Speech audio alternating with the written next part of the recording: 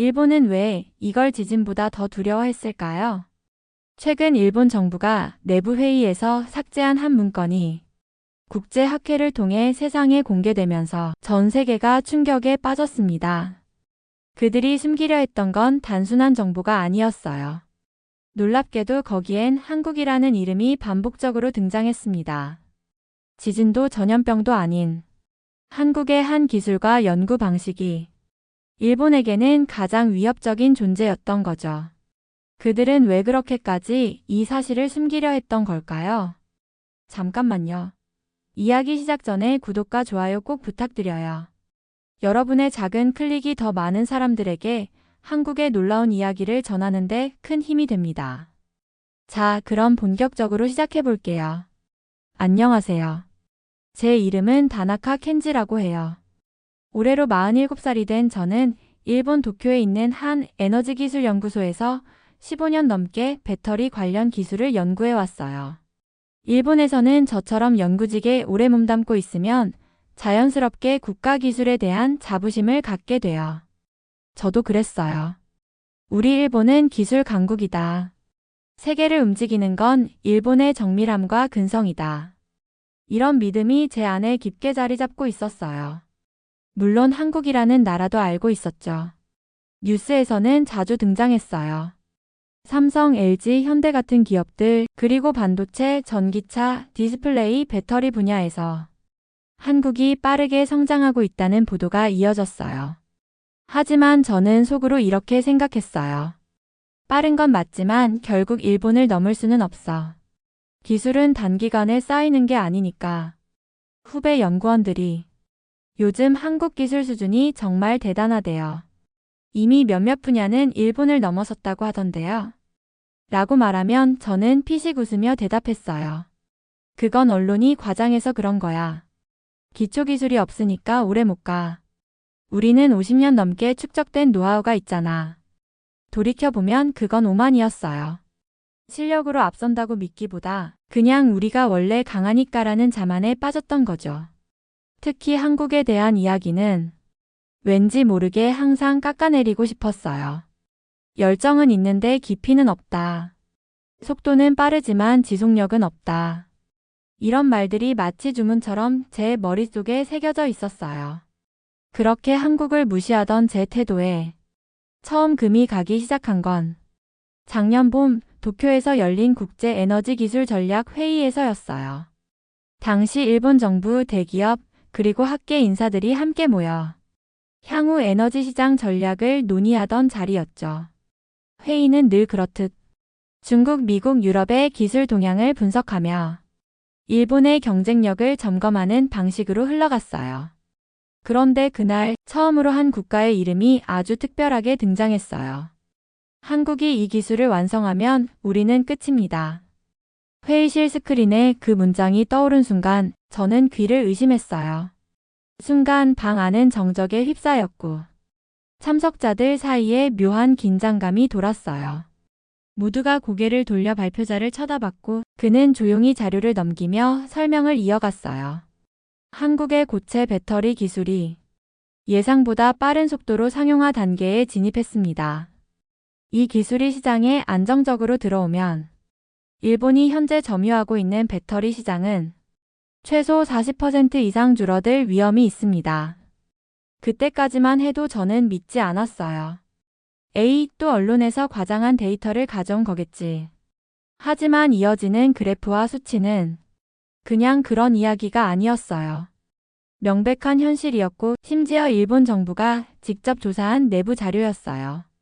회의가 끝난 후 저는 혼란스러웠어요. 이게 진짜라고? 한국이 이 정도였다고? 같은 회의에 참석한 동료 몇 명은 아직 실제 양산 단계는 아니니까 괜찮을 거야. 라며 자위하듯 말했어요. 하지만 제 안에 뭔가 껄끄러운 감정이 남았어요. 지금까지 제가 믿어왔던 것, 한국에 대한 저의 평가, 그리고 일본 기술에 대한 자부심, 그 모든 것들이 흔들리기 시작한 순간이었어요. 회의가 끝난 뒤에도 제 머릿속엔 그 말이 떠나지 않았어요. 한국이 이 기술을 완성하면 우리는 끝입니다. 너무 단호하고 너무 확신에 찬 말이었어요.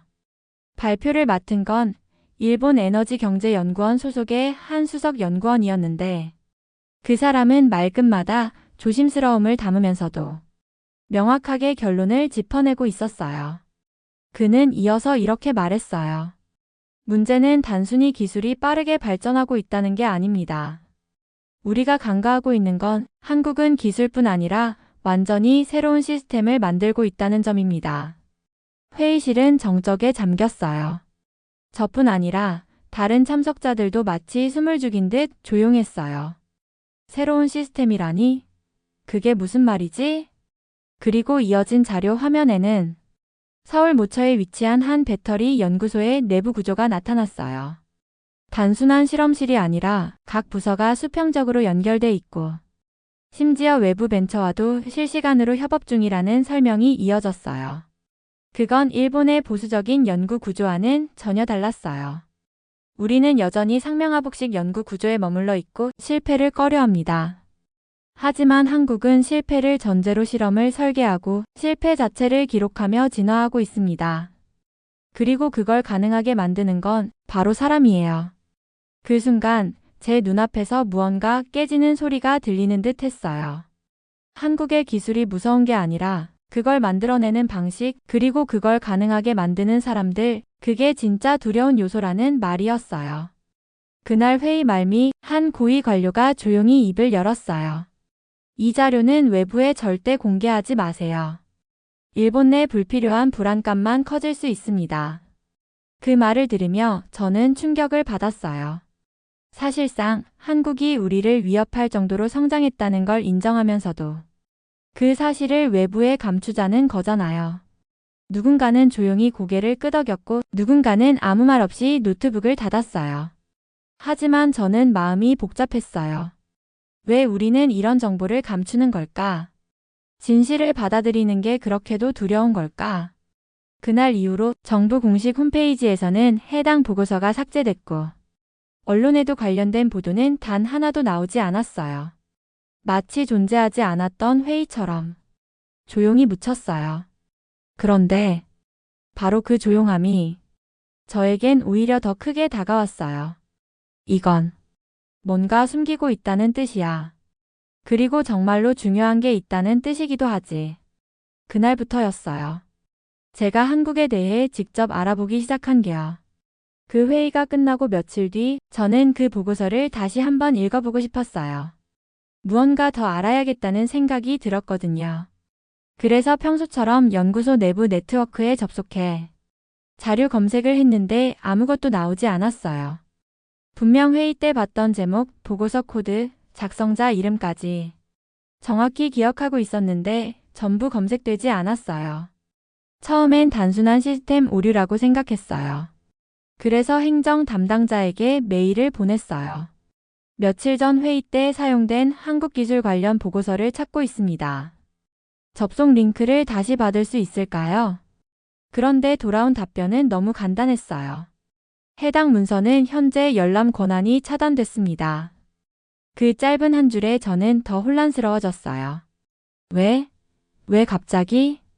보고서는 정부 산하 연구기관이 작성한 정식 문건이었고 회의에 참석했던 모든 사람이 열람했던 자료예요.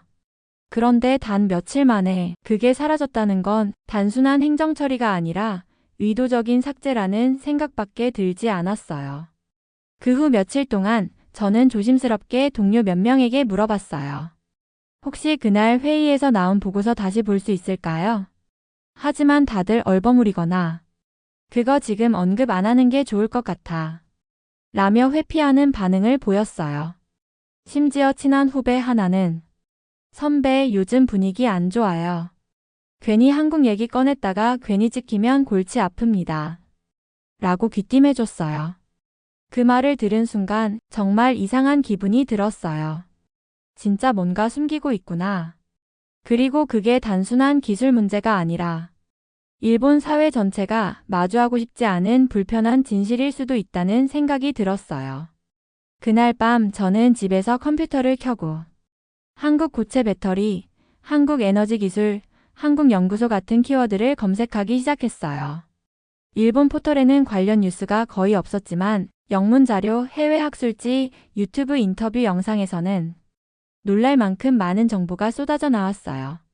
특히 미국 MIT 출신의 한 과학자가 한국 연구팀과의 협업 경험을 다룬 인터뷰 영상이 인상 깊었어요. 그는 이렇게 말했어요. 기술 수준도 놀라웠지만 그걸 만들어내는 한국인들의 협업 방식이 정말 인상 깊었습니다. 그들은 실패를 두려워하지 않아요. 서로를 믿고 묵묵히 실험을 반복하죠. 그 말을 들은 순간 회의에서 발표자가 했던 말이 떠올랐어요. 진짜 무서운 건 기술이 아니라 사람입니다. 제가 가진 불안은 점점 확신으로 바뀌고 있었어요. 일본은 한국의 기술 수준을 정확히 파악하고 있었고 그들이 만들어내는 방식과 철학이 일본이 따라갈 수 없는 방향으로 진화하고 있다는 사실도 알고 있었어요. 하지만 그걸 공식적으로 인정하지 않았어요. 아니, 인정하지 않기로 한 거예요. 그때부터였어요. 제 안에서 이상한 감정이 싹트기 시작한 건 왜 우리는 항상 부정하려 들까? 왜 정직하게 마주하지 않지? 우리가 지켜야 할 건 체면이 아니라 미래 아닌가?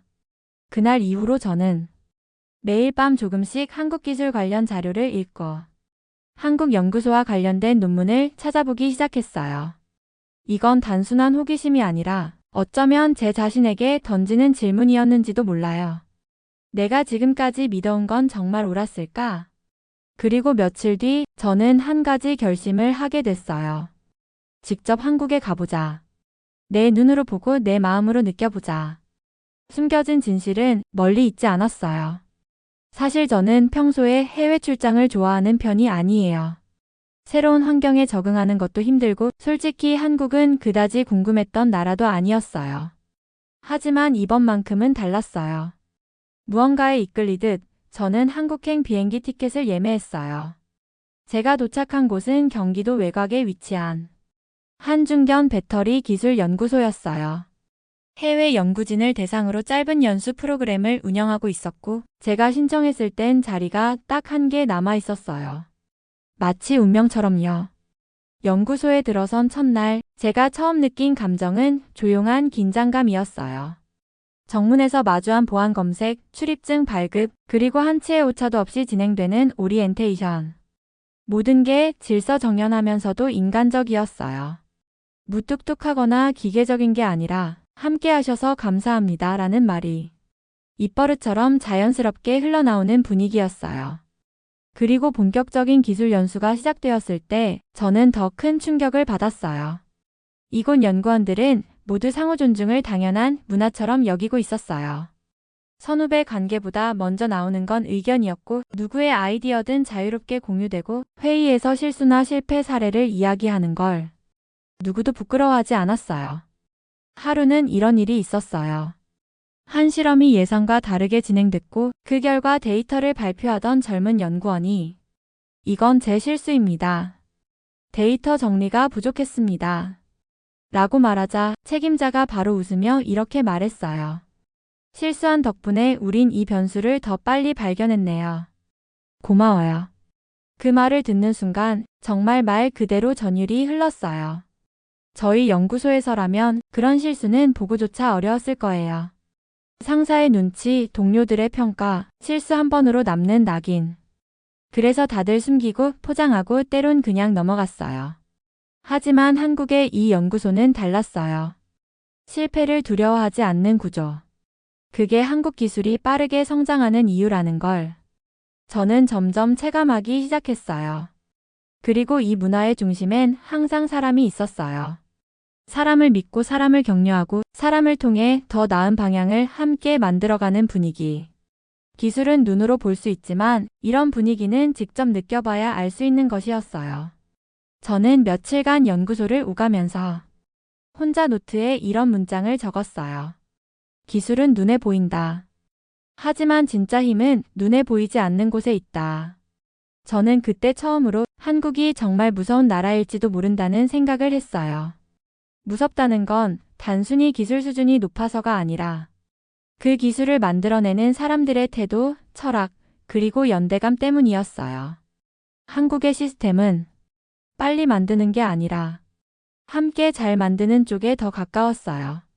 그리고 그 함께의 힘이 일본에서는 점점 사라져가고 있다는 사실에 저는 말할 수 없는 씁쓸함을 느꼈어요. 짧은 연수였지만 저는 매일 밤 호텔에서 그날 만났던 사람들, 들었던 대화, 눈으로 본 풍경들을 정리했어요. 그리고 점점 하나의 문장이 마음속에 자리 잡기 시작했어요. 우리가 한국을 두려워해야 할 이유는 그들이 강해서가 아니라 함께 강해지려 하기 때문이다. 짧은 연수 프로그램이 끝날 무렵 저는 어느새 하루하루를 손꼽아 기다리는 사람이 되어 있었어요. 새로운 기술을 배우는 설렘 때문이 아니었어요. 제가 정말 기다린 건 그곳에서 만나는 사람들이었어요. 연구소의 김 연구원은 매일 아침 가장 먼저 출근해서 실험 장비 상태를 점검했어요. 누가 시킨 것도 아니고 그걸 한다고 특별한 평가를 받는 것도 아니었어요. 그냥 그렇게 하는 게 당연하다고 말했어요. 누군가 이 장비를 쓰다가 문제가 생기면 그 사람 하루 전체가 무너지잖아요. 그 말이 제 가슴을 깊이 때렸어요. 또 다른 젊은 연구원 수진 씨는 자신이 진행하던 실험이 실패했을 때 당당히 그 이유를 팀 회의에서 발표했어요. 저는 이 데이터를 너무 믿었던 것 같아요. 하지만 다시 해보니 변수 하나를 놓쳤다는 걸 알게 됐어요. 그러자 팀장님이 말했어요. 그럼 덕분에 우리가 같은 실수를 반복하지 않겠네요. 좋은 교훈입니다. 누구도 질책하지 않았고 오히려 실패를 존중했어요. 그건 제가 살던 연구 환경에선 상상할 수 없는 풍경이었어요. 일본에서는 실패를 말하는 순간 그 사람의 경력에 금이 가요. 그래서 다들 침묵하거나 포장해요. 하지만 한국에서는 실패를 꺼내놓고 그걸 함께 받아들이고 그걸 다음 단계로 삼고 있었어요. 저는 점점 깨달았어요. 한국의 기술이 빠른 이유는 기계가 아닌 사람이 다르기 때문이라는 걸요. 함께 일했던 정 소장은 저에게 이런 말을 해줬어요. 우린 서로를 믿어요. 누군가 실수해도 그 사람이 거기까지 도달한 걸 존중하죠. 그리고 그 경험이 다음 사람에게 자산이 되는 걸 추구해요. 기술은 결국 사람이 만드는 거니까요. 이 말을 들었을 때 저는 마음이 뭉클했어요. 눈앞에 보이는 기술력보다 그걸 만들어내는 방식이, 그걸 움직이는 사람이 훨씬 더 인상 깊었어요. 그때부터였어요. 매일 실험 결과보다 사람들의 대화를 더 귀 기울여 듣게 된 건요. 어떤 회의에서는 막내 연구원이 이건 제가 보기엔 잘못된 방향이에요. 라고 말하는데 그 누구도 그의 말을 무시하지 않았어요. 오히려 모두 그 의견을 진지하게 검토했고 결국 방향이 바뀌었어요. 제가 가장 감동받았던 장면은 연구소 식당에서 일어난 아주 평범한 일이었어요. 바로 옆자리에서 막 입사한 신입 연구원이 식판을 들고 서성이고 있었는데 그를 처음 보는 선배 연구원이 같이 앉으시죠. 여긴 원래 그런 거 없습니다. 라며 웃으며 자리를 내줬어요. 저는 그런 한국이 정말 강한 나라라는 생각이 들었어요. 기술보다도 성과보다도 사람을 대하는 방식이 다르다는 게 이 나라가 가진 진짜 힘이라는 걸 깨달았어요. 그날 밤 호텔 창밖으로 펼쳐진 서울의 야경을 보며 저는 스스로에게 이렇게 말했어요. 다나카, 넌 기술을 배우러 왔지만 사람에게 감동하고 돌아가겠구나. 그리고 그게 참 감사했어요. 한국에서의 연수를 마치고 일본으로 돌아온 날 공항에 내리자마자 휴대폰에 쏟아지는 메시지와 알림이 눈에 띄었어요. 그중엔 한 기사 제목이 눈에 들어왔어요. 한국 고체 배터리 기술 국제 인증 획득 실용화 임박. 그 기사를 읽는 순간 저는 한국 연구소에서 보았던 장면들이 떠올랐어요. 그 조용한 연구실, 야근하면서도 웃음을 잃지 않던 연구원들, 실패를 나누고 격려하고 함께 성과를 이끌어내던 사람들. 그들이 결국 해낸 거였어요. 며칠 뒤 일본에서도 비슷한 보도가 나오기 시작했어요. 하지만 뉘앙스가 완전히 달랐어요. 한국 기술 아직 불확실성 많아 일본이 진짜 승자될 것. 이런 제목의 기사들이었죠. 저는 순간 피식 웃었어요.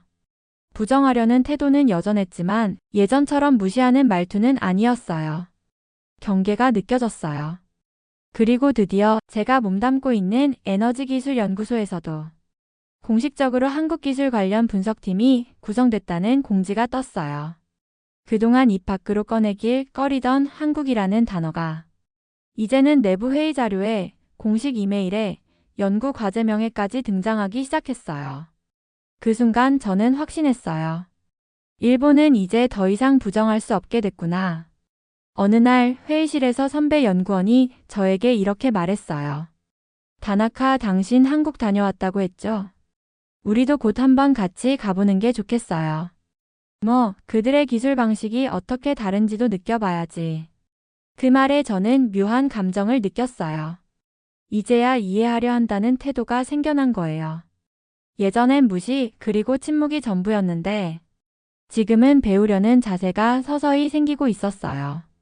심지어 일본의 한 경제 방송에서는 한국의 배터리 기술을 집중 조명하며 이런 자막이 떴어요.